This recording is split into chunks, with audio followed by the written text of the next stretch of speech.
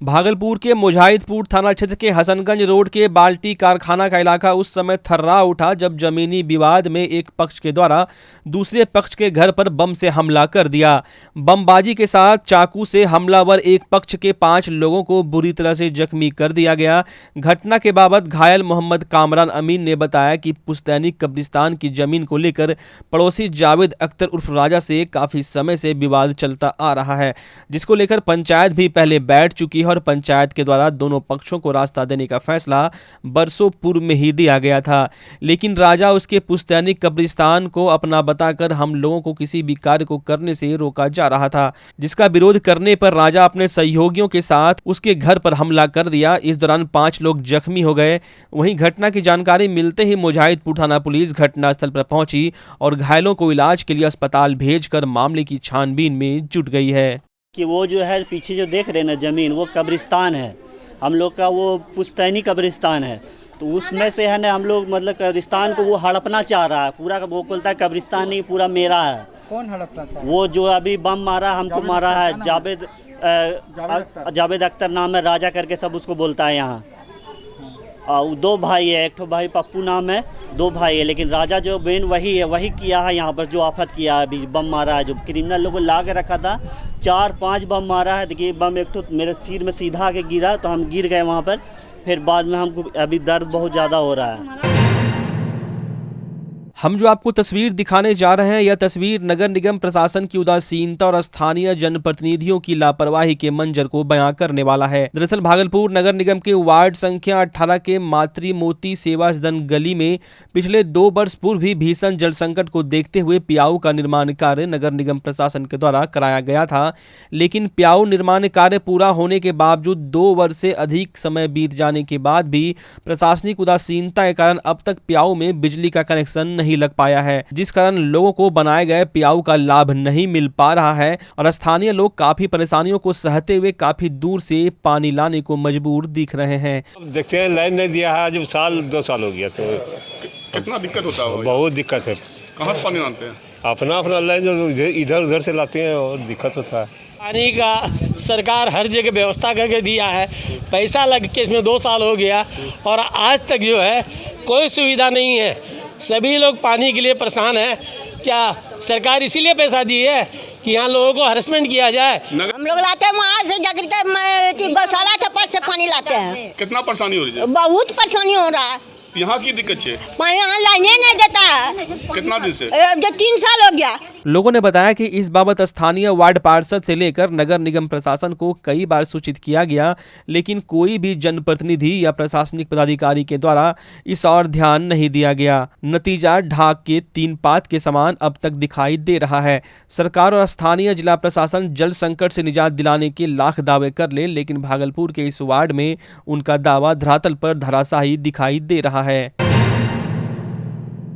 तैयार हम यास तूफान की आहट के पहले बिहार में एसडीआरएफ के जवान तैयार हैं। इस बाबत एसडीआरएफ भागलपुर की टीम ने इंस्पेक्टर गणेश जी ओझा के लीडरशिप में एक मॉक ड्रिल किया। यास तूफान में बहुत तेज चक्रवाती हवा और भीषण बारिश की आशंका को देखते हुए मॉक ड्रिल कराया गया। बिहार में चक्रवाती तूफान की तीव्रता से जान माल का नुकसान कम हो, उस बाबत जिला प्रशासन ने भी एसडीआरएफ को सारी सुविधाएं उपलब्ध करा दी है। एक जानलेवा दुश्मन कोरोना जिन्हें आप देख नहीं पाते से तो आहिस्ता आहिस्ता निपट रहे हैं, लेकिन यास जैसी चक्रवाती विध्वंसकारी तूफान से आपको घबराने की जरूरत नहीं है, क्योंकि भले तेज हो हवा का वो झोंका है, लेकिन बिहार में जाल की तरह फैले उत्तर और दक्षिण की नदियां अभी खाली पड़ी है। सारे आफत को बहा ले जाएगी वहीं जहां से बवंडर खड़ा हुआ है। यास चक्रवात तूफान के देखते हुए एसडीआरएफ भागलपुर टीम ने मॉक ड्रिल किया कि किस तरह से रेस्क्यू करना, किस तरह से जीव रक्षा करना। उसी पर जैसे कि अभी तूफान आने की समय कुछ ही क्षण में है, अभी हवा भी तेज चलने लगी हुई है और साथ साथ सभी हम मीडिया भाई को एसडीआरएफ पूरी टीम के तरफ से नमन करते हैं कि आप लोग इस जागरूकता अभियान में जुड़े हुए हैं। आप लोग को भी सैल्यूट करता हूं। रही बात कि हम चुनौती के साथ में कहते हैं, अपने जज्बात के साथ में कहते हैं, अपने जवानों के साथ में कहते हैं कि किसी भी हालात में रेस्क्यू राहत कार्य करने में हम लोग पीछे नहीं हटेंगे और डट करके काम करेंगे। इन दिनों पूरे प्रदेश में कोरोना महामारी के संक्रमण से बचाव को लेकर राज्य सरकार के द्वारा लॉकडाउन लगाया गया है। साथ ही यास तूफान के संभावित खतरे को देखते हुए जिला प्रशासन के द्वारा लोगों को घरों से नहीं निकलने की सलाह दी गई है। इस दौरान दिहाड़ी करने वाले गरीब मजदूर और जरूरतमंद लोगों को होने वाली परेशानियों को देखते हुए कांग्रेस विधानमंडल दल के नेता और भागलपुर विधायक अजीत शर्मा अपनी धर्मपत्नी विभा शर्मा के साथ भागलपुर के वार्ड नंबर 35 के भीकनपुर त्रिमूर्ति चौक सहित कई मोहल्लों में जाकर जरूरतमंद लोगों के बीच राशन और जरूरत के सामान का वितरण किए। इस दौरान कांग्रेस विधायक अजीत शर्मा ने कहा कि गरीब प्रतिदिन दिहाड़ी मजदूर करने वाले लोगों को हो रही परेशानियों को देखते हुए वे अपनी धर्मपत्नी के साथ सेवा कार्य कर रहे हैं और वैसे जरूरतमंद लोगों के घरों तक राशन और जरूरत का सामान पहुंचा रहे हैं। में लोग को काम नहीं मिल रहा है, रोजगार नहीं है, अनाज नहीं था, लोग खबर किया। और दूसरा कि ये जो तूफान आया है इसमें भी जो अलर्ट हो गया 27, 28, 29 को बिहार में, उस समय भी कोई काम करने को नहीं मिलेगा। तो हम लोगों ने ये निर्णय लिया कुछ अनाज गरीबों के बीच बांटा जाए।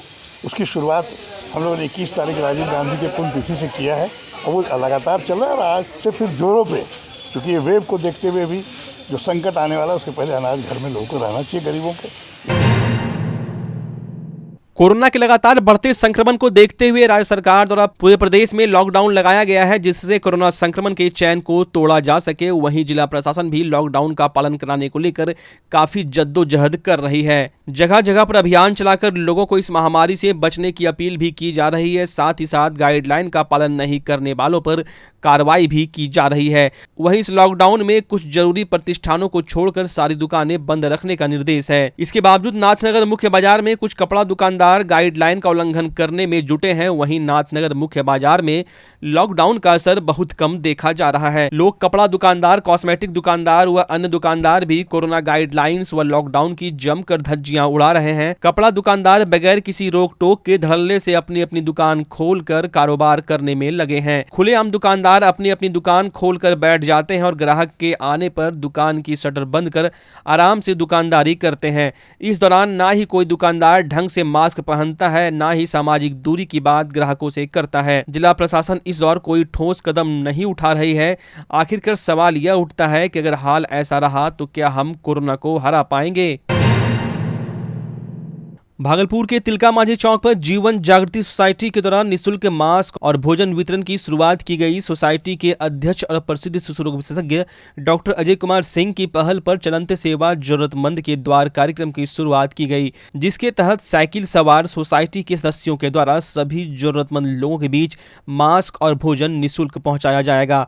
इस दौरान जीवन जागृति सोसाइटी के अध्यक्ष डॉक्टर अजय कुमार सिंह ने बताया कि वैश्विक महामारी कोरोना वायरस के संक्रमण के कारण सरकार के द्वारा लगाए गए लॉकडाउन के कारण गरीब, जरूरतमंद और मानसिक रूप से कमजोर लोगों की परेशानियों को देखते हुए इस कार्यक्रम की शुरुआत की गई है। इसके तहत सभी जरूरतमंद लोगों को 2 मास्क और सड़क किनारे जीवन यापन करने वाले विक्षिप्त और गरीब लोगों को भोजन सोसाइटी के द्वारा निःशुल्क कराया जाएगा।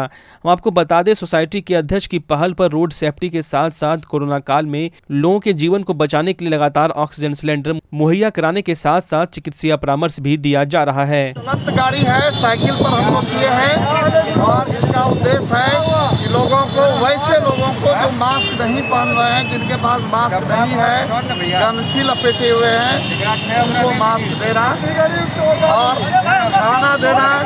ऐसे मेंटली विक्षिप्त लोगों को जो मानसिक रूप से सही नहीं है, जो भिखमंगा टाइप के लोग हैं, उनको खाना देना। और ये साइकिल घूमते रहेगा रोड पर और जो भी इस लड़के को, क्या नाम है, विराट, जिसको भी लगेगा कि ये भूखा है, ये इसको सेंस नहीं है, उसको खाना देगा।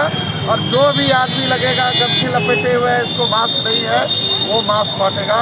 और हम लोग एक साथ 2-2 मास्क देंगे। इसका उद्देश्य है लोगों में जागरूकता फैलाना।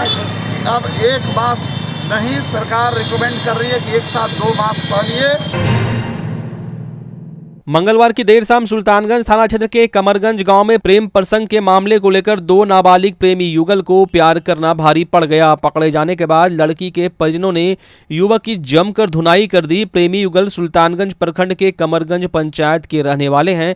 दोनों के बीच प्रेम का परवान ऐसा चढ़ा कि दोनों एक दूसरे के लिए जीने मरने को तैयार हो गए और घर से भागकर शादी रचाने नाथनगर पहुंच गए। लेकिन लड़की के परिजनों ने प्रेमी युगल को रास्ते में ही पकड़ लिया और उसके बाद युवक के हाथ पैर बांध कर गांव लाया गया और बेरहमी से उसकी पिटाई कर उसे बहियार में फेंक दिया। पिटाई से गंभीर रूप से जख्मी नाबालिग लड़के का इलाज कराने परिजन रेफरल अस्पताल पहुंचे, जहां डॉक्टरों ने प्राथमिक उपचार के बाद उसकी गंभीर हालत देखकर भागलपुर रेफर कर दिया। ग्रामीणों की माने तो लड़की 9वीं कक्षा की छात्रा है, वहीं लड़का मैट्रिक की परीक्षा में इस बार 2nd क्लास से उत्तीर्ण हुआ है।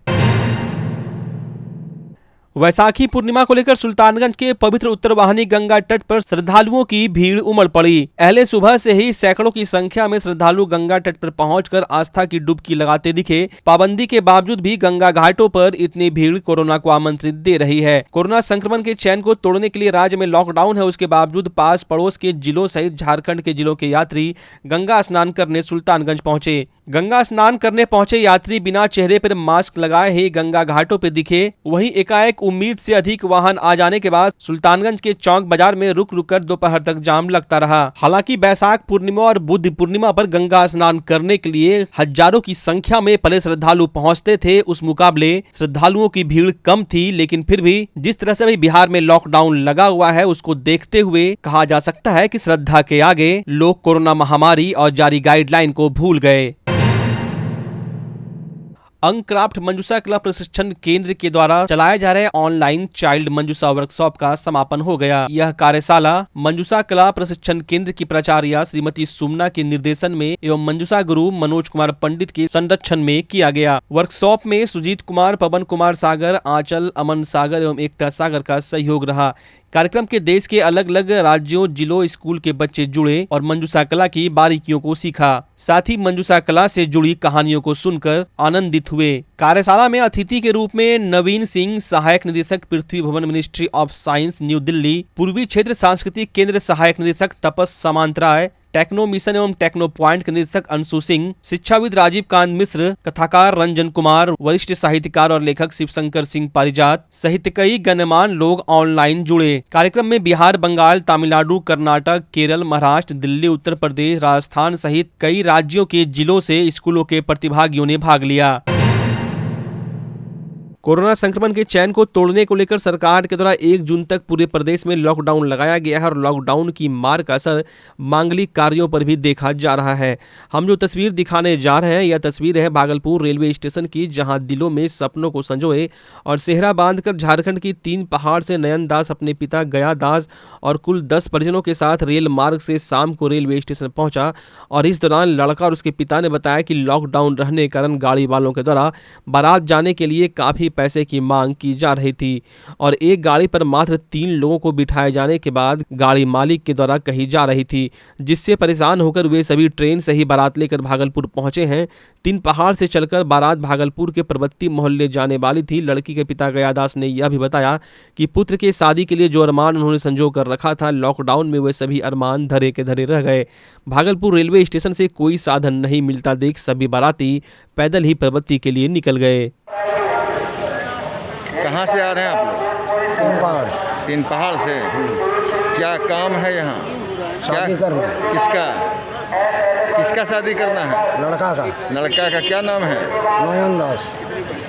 काहे ट्रेन से आए हैं? ट्रेन से। काहे आए हैं ट्रेन से काहे आए हैं? ट्रेन से मैंने हम लोग का दिक्कत है ना, बोलेरो से आता है तो 3 आदमी जाता है। अच्छा, तो कैसे करके आएंगे?